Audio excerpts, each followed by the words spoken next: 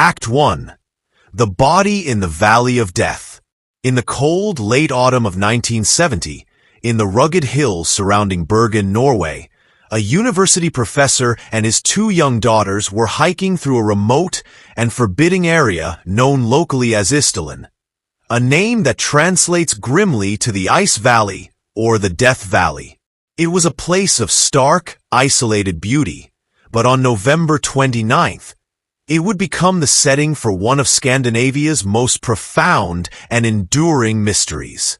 As they made their way through the desolate landscape, they were struck by a strange and acrid smell of burning. Drawn by curiosity and a growing sense of unease, they followed the scent off the main trail, deeper into the valley. There, hidden amongst a cluster of rocks, they made a shocking discovery. It was the charred, naked body of a woman. The scene was deeply disturbing and bizarre. The body was lying on its back, arms extended in a strange boxer-like pose. A grim result of the intense heat. The front of her body and her face were burned beyond recognition. But this was no simple accident. Arranged neatly around her were several objects. A bottle of St. Halvard liqueur, 2 plastic water bottles, a plastic container for film, a silver spoon, and the remnants of a packed lunch. Further away, they found a pair of rubber boots, a woolen jumper, a scarf, and a broken umbrella. Everything seemed deliberately placed. The Bergen police were called to the scene, and the investigation began immediately. But from the very first moments, the case was steeped in mystery. There was no purse, no wallet, no identification of any kind. The woman's face was unrecognizable, and her fingertips had been burned, seemingly to erase her fingerprints. Every external clue to her identity had been systematically destroyed. An autopsy would only deepen the puzzle. It revealed a significant amount of a powerful sleeping pill, phenomyl, in her stomach, at least 50 undigested pills. Soot was found in her lungs, indicating she had been alive when the fire started. The cause of death was determined to be a combination of carbon monoxide poisoning from the smoke and the ingestion of the sleeping pills. However, the autopsy also revealed a bruise on the side of her neck, suggesting she may have suffered a blow. Was this a suicide, meticulously planned to erase her own existence? Or was it a cold-blooded murder, staged to look like something else? The police had a body, a collection of strange clues, and a location known as the Valley of Death. But they were missing the most crucial piece of the puzzle: a name. The first step in this sprawling investigation was to answer a single, haunting question. Just who was the Isdal Woman? Act 2. The Trail of a Ghost. With no identification found at the crime scene, the Bergen police were faced with a daunting task: identifying a ghost. Their first major breakthrough came not from the valley, but from the city's central railway station. 2 unclaimed suitcases had been sitting in the luggage storage office for days. Acting on a hunch, the police brought the station attendant to the morgue. He immediately recognized the woman on the slab as the same person who had checked in the luggage on November 23rd. Investigators pried open the suitcases, hoping to finally uncover the woman's identity. Instead, they found a meticulously curated collection of secrets. Inside was an assortment of fashionable clothing, but on every single garment, the brand labels and identifying tags had been carefully and deliberately cut away. It was a conscious effort to remain anonymous. The contents grew stranger. They found a collection of different wigs and several pairs of non-prescription glasses, suggesting the woman frequently altered her appearance. There was a tube of prescription eczema cream, a potential link to a doctor and a name, but the label had been scraped clean, removing all information. They found German marks, Norwegian kroner, and coins from other European countries. But the most tantalizing clue was a small notepad. Its pages were filled with what appeared to be a complex code, a jumble of letters and numbers. It looked like the work of a spy. The police cryptographers went to work, and soon they cracked it. The code wasn't a secret message, but a travel log. Each entry corresponded to a date and a place she had visited. The Isdal Woman was a seasoned traveler, constantly on the move through the cities of Europe. From the station attendant and other witnesses who had seen her, the police were able to create a composite sketch. She was described as being between 30 and 40 years old, around 5 feet 5 inches tall, with a graceful figure and dark brown hair, often worn up. She was elegant, well-dressed, and spoke multiple languages, including German, Flemish, French, and English, all with a noticeable accent. The police now had a face and a travel history, but they were no closer to a real name. All they had was a trail of aliases. The woman from the Death Valley had lived her life as a phantom, moving through cities and hotels under a series of false identities. The investigation had now expanded from a local murder case into an international manhunt for a woman who, it seemed, never truly existed. Act 3. The Nine Identities. With the composite sketch and the decoded travel log in hand, the Norwegian police launched a massive, international effort to retrace the Isdal Woman's final weeks. The trail led them to a series of hotels, first in Bergen, and then across Norway and the rest of Europe.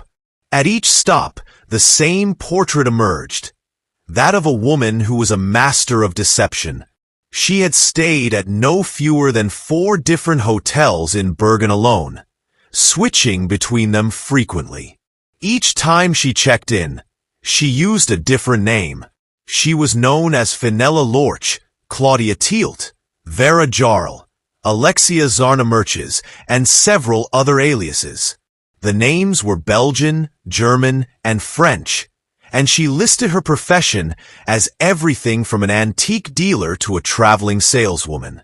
She always paid in cash and was always alone, though some hotel staff reported that she was occasionally seen speaking in German with unidentified men in hotel lobbies. Her behavior was consistently secretive. She would often request to change rooms, sometimes multiple times during a single stay. At the Hotel Hordeheimen in Bergen, she checked into room 407, but was later seen moving between other rooms on the same floor. It was as if she was deeply paranoid, constantly trying to cover her tracks. One of the most significant clues came from the rubber boots found near her body. They were a brand called Kalla Lily, popular in Norway at the time. Police managed to trace them to a specific shoe store in the city of Stavanger. The shop owner's son remembered the woman vividly. He described an elegant, dark-haired woman who spoke English with a strange accent. She had bought the boots, along with a trench coat, and he remembered her smelling faintly of garlic, a detail that later led some to speculate she might be from an Eastern Bloc country. The real breakthrough, however, came from the hotel check-in cards. In the 1970s, all hotel guests in Norway were required to fill out these cards and present their passports. The police collected every card filled out by the mystery woman under her various aliases. All the personal details, names, passport numbers, nationalities, addresses, were proven to be fake. But what they did provide was a consistent sample of her handwriting. It was distinctive, and it allowed investigators to definitively link the various identities to a single person. The check-in cards painted a picture of a woman deliberately constructing a false reality. She was a ghost, drifting through Europe on a web of lies. But why? Who was she hiding from? The meticulous effort she put into concealing her identity suggested that this was more than just a troubled woman trying to disappear. It hinted at something far more organized, more professional, and infinitely more dangerous. Act 4. Theories from the Cold War. As the investigation stalled, the police were left with a portrait of a woman who was a professional enigma. Her meticulous efforts to remain anonymous seemed to point away from a simple personal tragedy and towards a world of shadows and secrets. The theories that emerged were as complex and international as the woman herself. The most prominent and enduring theory is that the Isdal Woman was a spy. This was 1970, the height of the Cold War. Norway, as a founding member of NATO sharing a border with the Soviet Union, was a critical front in the silent, clandestine war between East and West. The country was a hotbed of espionage, with agents from the KGB, the Stasi, and Western intelligence agencies operating in the shadows. The Isdal Woman's entire lifestyle fits the profile of an intelligence operative. Her use of multiple passports and aliases, the collection of wigs for disguise, the coded travel log, her fluency in several languages, and her constant, restless movement are all classic tradecraft for a spy. Her death, a supposed suicide that bore the hallmarks of a staged execution, could have been an assassination. But if she was a spy, who was she working for? And what was her mission? Some have speculated she was a Soviet agent monitoring military or political activity in Norway. During that period, Norway was testing the new Penguin missile, a highly advanced naval weapon, not far from where the woman was traveling. Was she gathering intelligence on this new technology? Another theory suggests she might have been an agent for Mossad, Israel's intelligence agency, hunting down a former Nazi officer hiding in Norway. A third possibility is that she was a double agent, discovered and eliminated by her own handlers when she was compromised. A second major theory suggests she was involved not in espionage, but in a high-level criminal enterprise. She could have been a courier for an international smuggling ring, moving money, jewels, or other illicit goods across borders. Her secretive nature and constant travel would have been perfect cover. In this scenario, her death could have been the result of a deal gone wrong or a betrayal within the organization. A final, though less likely, theory posits that she was simply a woman on the run from a dangerous personal past. Perhaps an abusive ex-husband, a controlling family, or a criminal organization she was trying to escape. While this explains her desire for anonymity, the sheer sophistication of her methods, particularly the multiple professionally forged identities, suggests a level of training and resources that a typical person would not have access to. Each theory provided a possible explanation, but none could be proven. The woman in the Ice Valley could have been a spy, a criminal, or a fugitive. Without her real name, every path the investigation took eventually dissolved into speculation, leaving the central mystery untouched. Act 5. The Ghost in the Data. For more than 4 decades, the case of the Isdal Woman lay dormant. A cold file in the archives of the Bergen police, a local legend shrouded in Cold War mystique. But in 2016, the Norwegian Broadcasting Corporation, NRK, in collaboration with the police, officially reopened the investigation. They brought the power of 21st century forensic science to bear on the evidence that had been carefully preserved since 1970. The most significant modern breakthrough came from the woman's own body. Scientists conducted stable isotope analysis on her teeth. The chemical signatures locked within the enamel of our teeth act as a geographical fingerprint, revealing the type of water we drank and the environment we lived in as a child. The results were astounding. They suggested that the Isdal woman likely spent her childhood in Eastern or Central Europe, possibly near the border of France and Germany, around the time of World War II. For the first time, the ghost had a potential origin. Modern handwriting experts also re-examined the check-in form she had filled out. They concluded that she was likely educated in France or a neighboring country like Belgium or Switzerland, which aligned with the isotope data. While a full DNA profile has been difficult to extract due to the age and condition of the samples, investigators have managed to recover mitochondrial DNA, confirming her maternal lineage was European. The NRK's investigation brought the case back into the international spotlight. They released her composite sketch, the story of her travels, and the new forensic data, creating a documentary and a podcast that reached millions.